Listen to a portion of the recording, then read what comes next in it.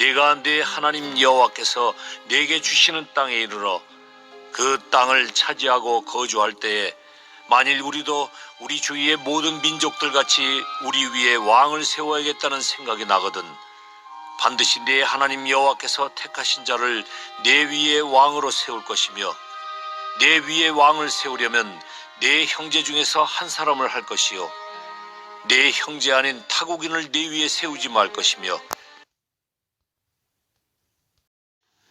고대 이스라엘에는 재판관, 왕, 제사장, 선지자 이 네 부류의 지도자들이 있었습니다. 가장 먼저는 재판관에게 주신 명령들을 우리가 살펴보았었고 오늘 본문부터는 왕과 관련된 명령들이 이제 언급되고 있습니다. 이스라엘 백성들이 가나안 땅에 들어가서 정착해서 살다 보면 주변에 다른 나라들이 이제 서서히 눈에 들어오게 될 것입니다. 그러면서 자신들에게는 없고 이방 족속들에게 있는 것이 좋아 보이기 시작할 것입니다. 우리 속담에 남의 떡이 더 커 보인다라는 말이 있죠.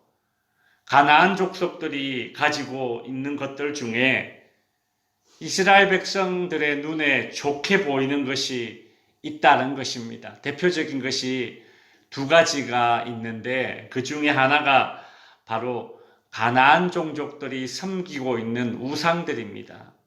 그것들이 좋게 보이는 거죠.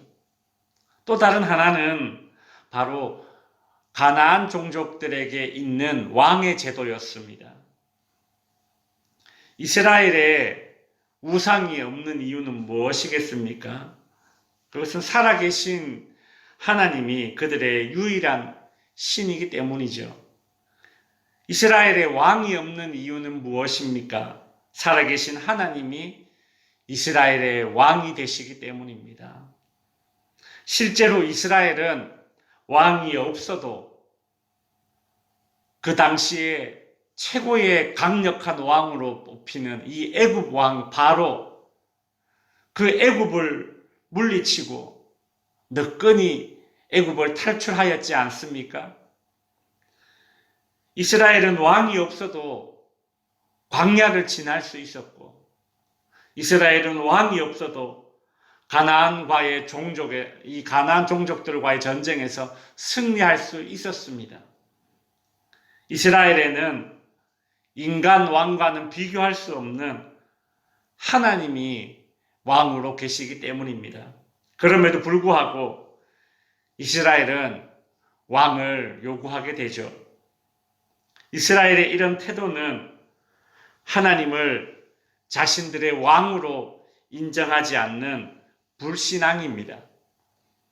하나님은 이런 이스라엘 백성들의 악함과 불신앙을 미리 알고 계셨기 때문에 오늘 본문에 나오는 왕과 관련된 율법의 말씀을 통해서 어떤 최소한의 안전장치를 지금 마련하고자 하시는 것입니다.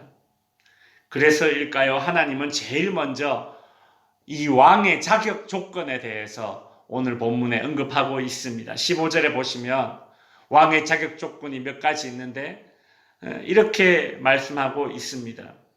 반드시 네 하나님 여호와께서 택하신 자를 왕으로 세워라. 보통 이 당시의 왕은 스스로 권력을 차지해서 왕이 되든지 아니면 왕의 자리를 물려받는 시기였는데 이스라엘의 왕은 선지자들에 의해서 기름 부음을 받는 식으로 세워졌다는 그런 차이점이 있습니다.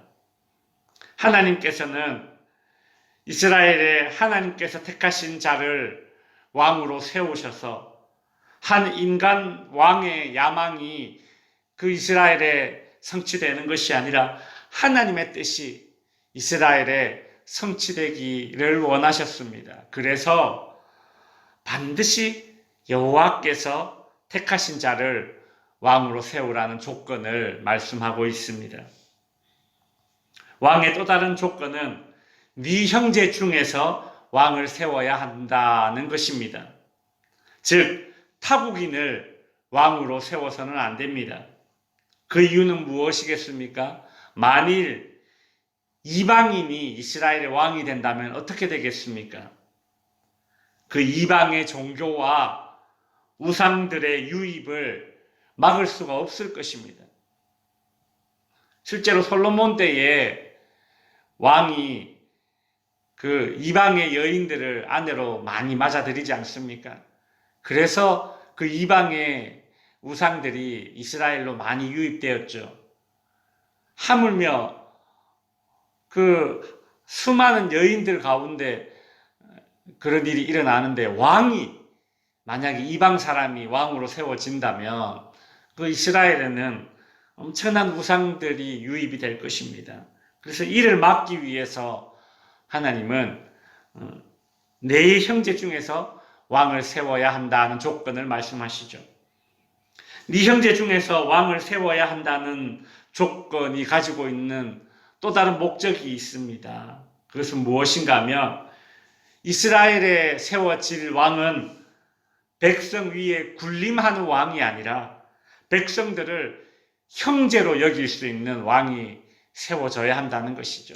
그래서 네 형제 중에 왕을 세워라 라는 말은 백성을 형제로 여길 수 있는 군림하는 왕이 아니라 백성을 형제로 여길 수 있는 자가 이스라엘의 왕이 되어야 한다.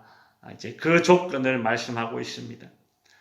지금까지 언급된 이 왕의 조건을 가만히 살펴보면 이스라엘의 역사에 이런 왕의 조건에 가장 부합된 왕이 딱 한 명 있는데 그 왕이 바로 다윗 왕입니다. 다윗 왕. 이제 말씀을 정리하겠습니다. 이스라엘의 왕이 될 그 자격 조건들을 오늘 본문을 통해서 살펴보면서 오늘날 우리 그리스도인들이 어떤 지도자들을 세워야 하는가에 대해서 한번 생각해 보게 만듭니다. 세상 사람들은 자신들의 지도자들을 뽑을 때에 저마다의 기준을 가지고 뽑습니다. 보수냐, 진보냐, 어떤 이념의 기준을 가지고 지도자를 뽑기도 하고, 혹은 우리 지역에 정말 도움이 되겠느냐, 그런 기준을 가지고 지도자를 뽑기도 하고, 혈연과 학연과 지연 등의 기준이 되어서 또 지도자를 뽑기도 하죠. 우리 그리스도인들이 이 세상의 지도자를 세울 때에는 이런 세상의 기준으로만 그 사람을 측정할 것이 아니라 신앙적인 기준을 추가하여서 그렇게 판단할 수 있어야겠다, 그 생각이 듭니다. 왜냐하면 하나님이 기뻐하시는 그런 지도자를 세우는 것이 우리 이 땅의 그리스도인들의 해야 할 일이기 때문이겠죠. 반드시 네 하나님 여호와께서 택하신 자를 네 위에 왕으로 세우라 하셨으니 우리 또한 반드시 하나님이 기뻐하실 만한 그런 지도자를 세우겠다는 그런 의지를 가지고 정치에 대한 관심과 그리고 기도로서 바른 지도자를 세울 수 있는 그런 저와 여러분이 될 수 있기를 바랍니다. 기도하겠습니다.